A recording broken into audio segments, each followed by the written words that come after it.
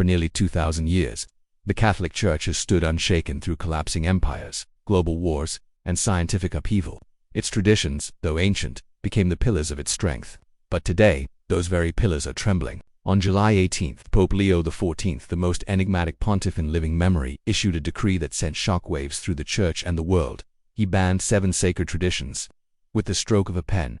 Some called it prophecy, others heresy. But no one, not the faithful nor the fallen away, could ignore it. Born Miguel Alonso in the barrios of Lima, Peru, in 1968, Pope Leo XIV was no ordinary cardinal. As a child, he scavenged scraps in the San Juan de Lurigancho slums, where poverty was a language and silence was survival. By 17, he was working in soup kitchens run by nuns. By 23, he had joined the seminary, but not for prestige. I heard his voice not in Latin, he once wrote, but in the cry of a hungry child. He was ordained as Father Miguel, and his ministry began not in grand cathedrals, but in dirt-floored chapels beneath rusted rooftops. Locals recall how he would walk barefoot during masses, quoting Christ, not as dogma but as invitation. His homilies were whispered legends. He spoke of justice as prayer and mercy as rebellion. In the Vatican, that made him a curiosity. But in Lima, it made him a saint. By 2002, he was summoned to Rome. Some hoped the brilliant priest would become a scholar for the ages. Instead, what the Church received was a reformer, one who believed that tradition must be a living stream, not a sealed tomb. On the feast of Saint Benedict in 2025, Pope Leo XIV released a motu proprio, a papal document titled Lux Renov, or Light Renewed. What it contained would stun even his closest allies. In it, Leo XIV declared that 7 ancient traditions, some dating back to the early Church, were to be abolished immediately. The Latin Mass, the cornerstone of Tridentine worship. Leo stated it was time to return to the languages of the people. Let every ear understand, he said. The veneration of relics, no more enshrined bones or gold-laced skulls, does not sanctify, he wrote. Only love does. Third, the practice of priestly celibacy, now optional. Let those who are called to marriage serve with joy, and those who are called to solitude serve with strength. The blessing of statues. In Leo's view, holy art had become holy idol. Fifth, the liturgy of the hours, long considered sacred. Routine was now replaced with spontaneous prayer. Do not let time master your worship, he declared. Let the Spirit do that. Sixth, the ancient doctrine of limbo was to be officially discarded. What parent prays to a God who withholds heaven from an unbaptized child, he asked. Seventh, the Eucharistic fast gone. Christ fed the hungry, Leo stated. He never asked if they were ready. The backlash was immediate. In Rome, cardinals marched out of emergency synods, their red robes trailing like flames. On social media, the hashtags #Pope of Mercy and #Pope of Madness trended simultaneously. Traditionalists wept in St. Patrick's Cathedral. Progressive Catholics danced in the streets of São Paulo. Some bishops refused to implement the reforms at all. Others tore down Latin missals with joy. The body of Christ was breaking. And yet, this wasn't the first tremor of change in the Church. History reminded us of similar upheavals. The Council of Trent in 1545. The reforms of Vatican II in 1962. The barefoot poverty of St. Francis of Assisi in the 13th century. In each case, the Church faced chaos before clarity. Pope John XXIII once said, "We are not guardians of a museum, but shepherds of a living church." Was Leo XIV following that same divine impulse, or rewriting the sacred? Privately, Pope Leo XIV wept after signing the decree. That much has been confirmed by Vatican aides. In a leaked journal entry, he wrote, "I did not come to erase tradition. I came to unclothe it so that truth might breathe again." The image of him, alone in the Sistine Chapel, touching the fresco of God reaching for Adam, has become iconic. A man reaching not just for heaven but for understanding. In Brazil, married priests are being ordained in front of packed congregations. In Ireland, monks continue their strict canonical hours in defiance. In Nigeria, bishops gather to decide whether Leo's reforms will be embraced or resisted. Around the world, parishioners are torn. Some celebrate, some grieve, and many simply pray. He has lit a fire, said Archbishop Solano of the Philippines. Whether it warms us or burns us, only time will tell. But perhaps the true question isn't what Pope Leo XIV banned, but what he revealed. Maybe, just maybe, faith is not in the rituals we repeat, but in the love we dare to embody. Maybe tradition is not the house of God, but the scaffolding through which we climb toward him. Maybe the Church isn't breaking, it's being born again. Would you still follow Christ if he came barefoot, dusty, and full of questions? As the sun rises over Jerusalem, a young girl lights a candle in a crumbling chapel somewhere. A priest begins his first sermon with a wedding ring on his finger. And in the quiet heart of Vatican City, Pope Leo XIV kneels in silence. What do you believe? Are Pope Leo XIV's reforms a sign of renewal or ruin? Let your voice be heard in the comments below. Like this video if it moved you. Subscribe for more journeys into the heart of faith, power, and transformation. Until next time, may you walk in grace, even when the path is unclear. In the weeks following the decree, the church descended into a strange kind of silence, not empty, but tense, like the stillness before a storm. Some parishes remained frozen in confusion. Others erupted into protests. In Chicago, traditionalist Catholics held all-night vigils outside Holy Name Cathedral, clutching rosaries and singing the Ave Maria in Latin. Across the street, a young choir sang in Spanish, proclaiming, El Espíritu está vivo. The Spirit is alive. In Manila, entire dioceses threatened schism. In Germany, liberal theologians hailed the reforms as overdue. Meanwhile, in Buenos Aires, an elderly priest publicly burned his copy of Lux Renovata, shouting, "This is not renewal, this is ruin." The Catholic world was not just divided, it was unraveling. And yet in Rome, the Pope remained silent. No press conferences, no interviews, no further clarification. 2 weeks after the decree, on the Feast of the Transfiguration, Pope Leo XIV appeared unexpectedly in the Italian town of Assisi, the spiritual home of St. Francis. But he did not arrive with the grandeur of popes past. There was no bulletproof motorcade, no papal garments, just Leo, in plain brown robes, walking the cobbled streets barefoot, surrounded not by guards, but by children. He stood at the crumbling door of the 13th-century church of San Damiano, the same place where Francis once heard Christ say, "Rebuild my church." And there, under a pale morning sky, Pope Leo XIV spoke. His words were brief, yet they pierced like prophecy. The church is not stone. The church is not law. The church is every trembling soul who chooses love over fear. And if tradition has become a chain instead of wings, then tradition must be He paused. The wind moved through the cypress trees. Cameras clicked. Some wept. I do not ask you to agree. I ask you to pray. Not for the church we were, but for the church we are becoming. That moment was dubbed the turning of Assisi by media worldwide. A secret letter from 13 cardinals, now known as the Crimson Resistance, leaked days later. It accused Leo XIV of undermining sacred continuity and demanded his resignation. Whispers of a conclave in exile began to circulate. Some even compared this moment to the Great Schism of 1378.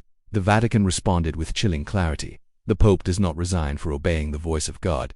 Yet amid the fire and fury, something surprising began to unfold. In Nairobi, a group of Catholic youth gathered under the stars, praying not with prescribed words, but with stories, each sharing how they met Christ in their own lives. In New York, a parish that had once dwindled to a handful of elderly attendees saw an explosion of newcomers drawn not by ritual, but by the boldness of a church willing to change. In Krakow, a priest who initially denounced the reforms gave a tearful homily. Days later, I realized I was not protecting Christ. I was protecting my comfort. And across continents, a quiet chorus began to rise, voices saying, maybe this is not the end. Maybe it's a beginning. On August 29th, as Pope Leo XIV prepared to return to the Vatican after weeks of silence and prayer in Assisi, his convoy was attacked. No one claimed responsibility. The car carrying him was set ablaze, and in the chaos, the world feared the worst. A burning Cossack, smoke over olive trees. Cardinals flew in from every continent, prepared to mourn a pope or crown a new one. He was found not far from the flames, sheltering a wounded police officer, hands blistered from trying to pry open a jammed door. When asked why he returned to the fire instead of escaping, he whispered, because Christ did not flee from the cross, and neither will I. The footage of him emerging from the smoke, limping, bleeding, holding a wooden crucifix was broadcast. Globally, for many it changed everything. Not all agreed with his reforms. Many still do not. But in that moment, Pope Leo XIV ceased being a reformer or a revolutionary. And slowly, almost imperceptibly, hearts began to soften. Today, the church remains divided but not shattered. Some dioceses still resist the changes. Others, and have embraced them fully. A few have adopted hybrid liturgies, blending old and new. Tensions still simmer. Disagreements remain raw. But beneath the noise, something ancient stirs, a spirit, a hunger, a longing to remember that faith is not about fear of change, but trust in the changeless one. Maybe that's what Leo XIV was always trying to say, that the church is not the sum of its traditions, but the sum of its believers, that it is not the relics that are sacred, but the lives we redeem, that what matters most is not how we worship, but why. And maybe, just maybe, the 7 traditions were never the heart of the church. If this story stirred something in you, leave a comment below. What do you believe? Was Pope Leo XIV a prophet or a threat? Like this video, subscribe, and share it with someone whose faith is searching for answers. Because whether you stand with tradition or walk with reform, we are all walking toward the same light. Months have passed since the decree and since the fire. The church still breathes, but differently now. Slower, deeper, as if trying to catch its breath after running through a storm. And cathedrals once filled with whispers of revolt, choirs now sing again. In some places, in Latin, in others, in Swahili. Tagalog, Quechua, and English. The diversity that once felt threatening now feels divine. And still, not everyone is at peace, nor should they be, because transformation, real transformation, never comes without pain in Vatican City. Pope Leo XIV walks with a cane now, a permanent reminder of the fire that nearly consumed him, but he calls it a gift. Christ gave me a wound I could not ignore, he told a small group of seminarians, so I would never forget that we lead from the cross, not the throne. In an unexpected gesture of reconciliation, the Pope invited representatives from the Crimson Resistance, the cardinals who tried to remove him, to meet him at the Basilica of St. John Lateran. No cameras, no press, just a closed-door gathering. What was said in that room remains a mystery. But when the doors opened, many of the cardinals had tears in their eyes. One Cardinal Ferry of Rome, perhaps Leo's loudest critic, knelt and kissed the Pope's ring. He reminded us, Ferry would later say, that mercy is not surrender, it is power. And so, the Church begins again, not with fireworks, not with the roar of organs or the thunder of censers, but with quiet. In Lagos, a young woman receives her first communion, her eyes closed, her hands trembling in a liturgy held outdoors beneath jacaranda trees. In Quebec, a formerly excommunicated priest is reinstated after marrying his longtime partner and delivers a homily on the prodigal son. In South Korea, youth gather by candlelight, praying for discernment in a church they can finally call their own. And somewhere in the hills of Peru, an old woman places flowers on the doorstep of a crumbling chapel. She was once a neighbor of Miguel Alonso. She remembers the barefoot boy who used to deliver bread at dusk. She whispers, "You became the shepherd they needed." Faith has never been safe, never been still. It moves, it breaks, it burns, and rises again. Pope Leo XIV did not break the Church, he revealed it, cracked it open like a sealed tomb, not to destroy it, but to let it breathe again.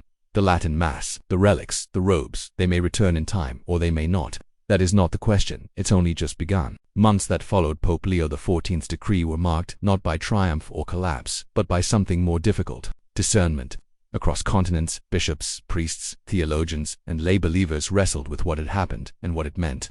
The Catholic Church, for the first time in generations, was being asked not just to defend its history, but to reimagine its heart. The aftermath was messy. In Poland, entire dioceses refused to acknowledge Lux Renovata, clinging tightly to Latin masses and relic processions, refusing to let go of what they believed made the Church holy. In Argentina, however, the homeland of another reforming pope, the reforms were embraced almost overnight. Weddings for priests were conducted quietly, gently, and joyfully. Confessionals became spaces of renewed hope, especially for those who had long felt shut out: divorced Catholics, LGBTQ+ individuals, the excommunicated. In Africa, the reactions were mixed. Many local churches, with their deep communal spirituality, welcomed the freedom of vernacular and spontaneity in prayer.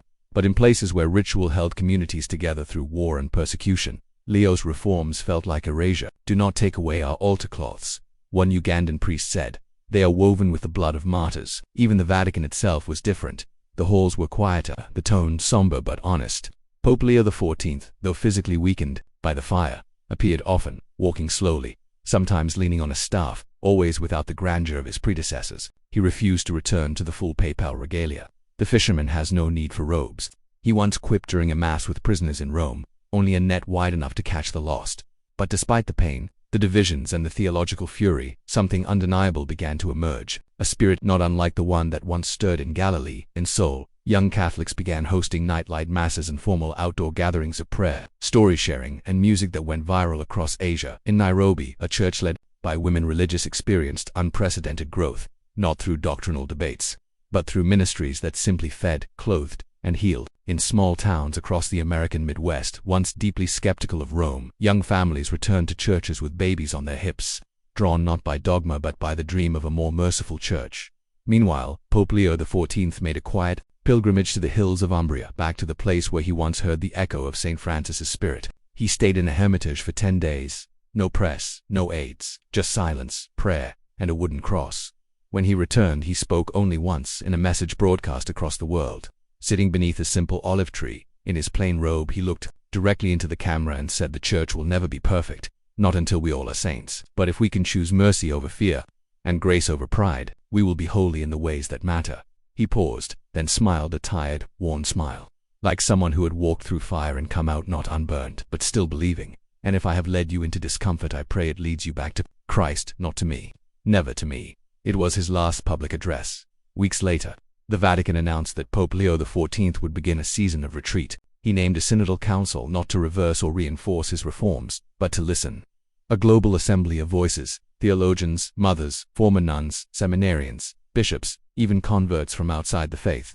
Let the Church hear herself. His letter read, before she speaks again.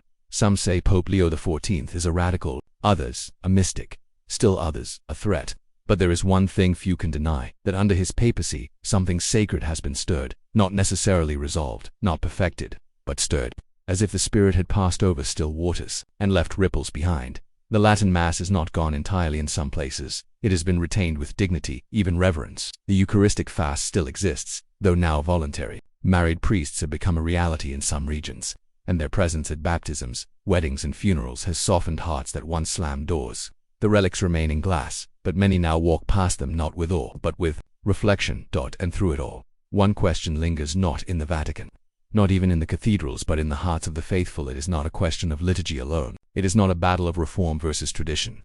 It is something deeper, more ancient than Latin, more urgent than ritual. It is the question that Christ asked Peter on the shoreline of Galilee, because if we love him, we follow him through the dust, through the division, through the doubt, even if it means letting go of the very things we once held as sacred. Not that he changed the Church, but that he reminded us how painful, how holy, how necessary change can be, when it brings us back to love. In the years that followed Pope Leo XIV's decree, the initial turbulence began to settle not into resolution, but into something gentler, reflection. The divisions never fully disappeared, and in some corners of the Catholic world, his name remained spoken with suspicion. In others it is whispered like a prayer. But the conversation he began, the wound he opened, has not closed. And maybe it never will. Perhaps that, too, is grace. In universities, his writings are now studied alongside encyclicals of saints and reformers. His short but searing homily at Assisi, "The Church is not stone," is quoted and debated in theology circles, and memorized by a generation of young Catholics who long for faith that breathes, a faith not chained to ritual, but awakened by it. Pope Leo XIV never issued another decree after Lux Renovata. He faded, intentionally, into a quieter papacy. The Church he left behind is more fragmented, and more alive. Fewer speak with certainty, more listen with humility. In many ways, the questions he raised did not break the Church, they made it human. Benedictions still echo in basilicas, but now they are joined by worship in parking lots, in refugee camps, in alleyways, where Eucharist is offered not in golden vessels but in trembling hands. The Church of Pope Leo XIV is not a uniform structure. It is a scattered garden, some parts blooming, others overgrown, others still being tilled, but all of it reaches, somehow, toward the light. No one knows exactly where he is now. After his retreat from public life, he was seen occasionally in simple robes, attending Mass in villages under different names. Seminaries now teach his writings alongside Augustine and Aquinas. His critics still speak, but with softened tones, acknowledging, even begrudgingly, that his vision forced the Church to confront its own heart. He did not destroy tradition. He exposed its purpose. He peeled back the gold to reveal the grain beneath rough, vulnerable, human. And still, no official word has been given about his death.